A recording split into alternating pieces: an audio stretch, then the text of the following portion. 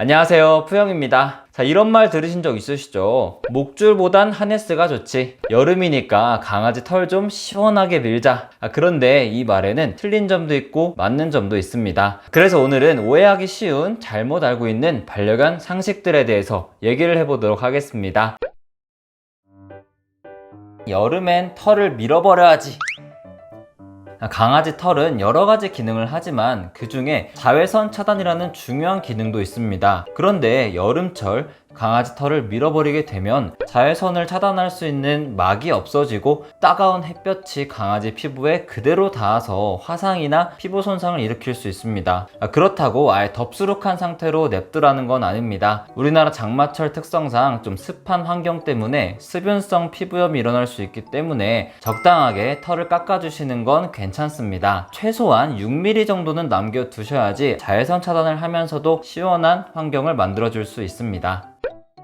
하지만 여러분의 반려견이 이중모인 경우엔 또 얘기가 달라집니다. 이중모 같은 경우에는 계절마다 털갈이를 통해서 자신이 더위와 추위를 스스로 대비하도록 되어 있어요.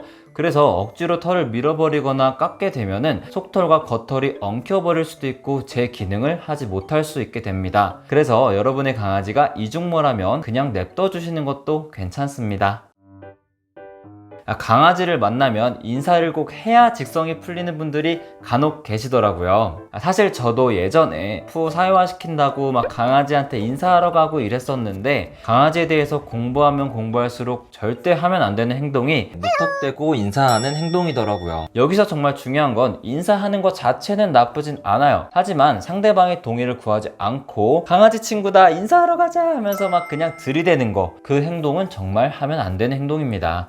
왜냐하면 입장을 바꿔 생각해 볼게요. 강아지를 보면 공격하는 친구가 있다고 할게요. 근데 이 친구가 보호자와 같이 열심히 훈련을 하면서 산책을 하고 있었어요. 근데 저쪽에서 사회화 시키려는 보호자가 인사하러 막 옵니다. 만약에 이때 사고가 나게 된다면 사실 이 보호자와 강아지는 조심하려고 조심했지만 갑자기 다가오는 강아지 때문에 억울한 부분이 있을 순 있는 거죠. 나한텐 세상에서 가장 예쁜 강아지지만 누군가한텐 정말 무서운 공포의 대상이 될 수 있습니다. 강아지한테 인사하고 싶을 때는 인사해도 될까요? 라고 꼭 상대방한테 여쭤본 후에 천천히 인사하는 것이 가장 좋습니다.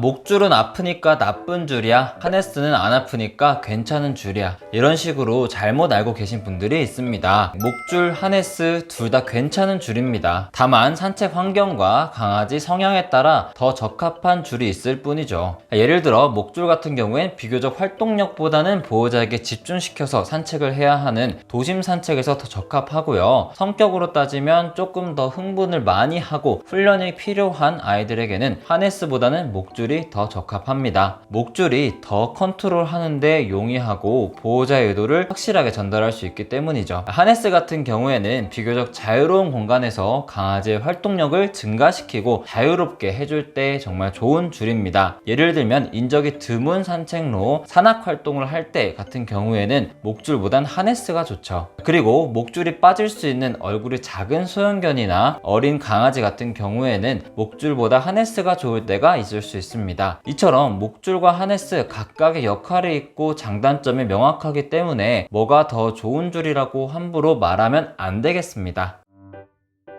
가끔 댓글로 여러분들이 사회화 시키려고 애견 카페 가요 하시는 분들이 꽤 있습니다. 근데 이거 솔직히 말씀드릴게요. 애견 카페 잘못 가면 강아지 사회화 망칠 수 있습니다.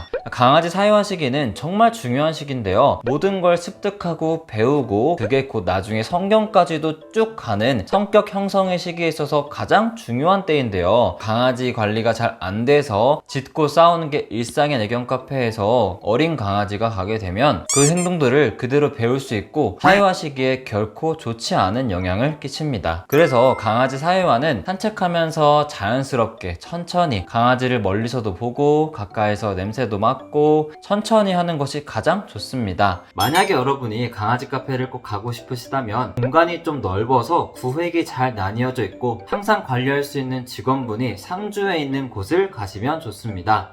이렇게 관리가 잘 되어 있는 애견 카페라면 강아지 사회화 형성에 도움이 될 수 있습니다.